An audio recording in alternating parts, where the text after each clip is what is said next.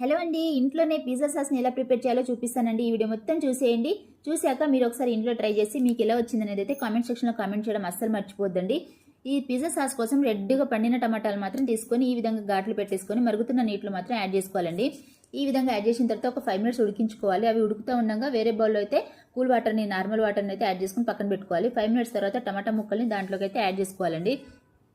ఈ విధంగా చేయడం వల్ల మనకు టమాటా ముక్కలు పైన స్కిన్ మాత్రం ఈజీగా వచ్చేస్తుంది. సో ఈ విధంగా అయితే పీల్ ఆఫ్ చేసుకున్న తర్వాత 3 టమాటాల నుంచి ఒక టమాటాని అయితే సన్నగా కట్ చేసుకుని పక్కన పెట్టుకోవాలి. ఈ మిగిలిన 3 టమాటాలు మాత్రం మిక్సీ జార్లో వేసి మెత్తటి పేస్ట్ లాగా మాత్రం పట్టుకొని పక్కన పెట్టుకోవాలండి. అప్పుడులాగా మనం ఇంకా క్యాప్సికం కూడా సన్నగా కట్ చేసుకుని పక్కన పెట్టుకోవాలి. దాని తర్వాత ఒక ప్యాన్ తీసుకుని దాంట్లోకి అయితే ఒక స్పూన్ ఆయిల్ యాడ్ చేసుకోవాలి. ఆయిల్ హీట్ అయిన తర్వాత ఈ విధంగా సన్నగా కట్ చేసుకున్న వెల్లుల్లి మాత్రం యాడ్ చేసుకొని మంచిగా ఫ్రై చేసుకోవాలండి. మరి ఒక 1 మినిట్ ఫ్రై చేసుకుంటే సరిపోతుంది.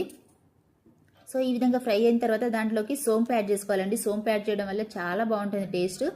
ఈ విధంగా సోంపు కూడా ఒక 1 మినిట్ ఫ్రై అయిన తర్వాత దాంట్లోకి మనము సన్నగా కట్ చేసుకున్న క్యాప్సికమ్ ముక్కల్ని ఫ్రై చేసుకోవాలండి. ఈ విధంగా క్యాప్సికమ్ ముక్కలు కూడా ఫ్రై అయిన తర్వాత దాంట్లోకి ఇంకా చిల్లీ ఫ్లేక్స్, అదే విధంగా ఆరిగానో కూడా యాడ్ చేసుకోవాలండి. ఈ విధంగా రెండు యాడ్ చేసుకున్న తర్వాత మనము ఒక టమాటాలని ఆల్రెడీ కట్ చేసి పెట్టుకున్నాం కదా, ఈ టమాటా ముక్కల్ని కూడా దాంట్లోకి యాడ్ చేసుకొని మంచిగా ఫ్రై చేసుకోవాలండి. పచ్చివాసన పోయేంత వరకు అయితే ఫ్రై చేసుకోవాలి.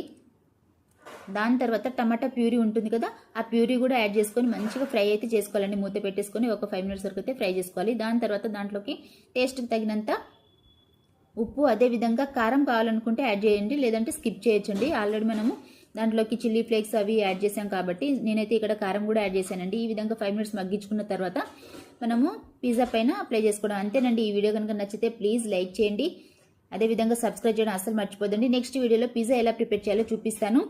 ఫస్ట్ టైం ఎవరైనా చూస్తున్నట్లయితే సబ్స్క్రైబ్ చేసుకోండి. Thank you so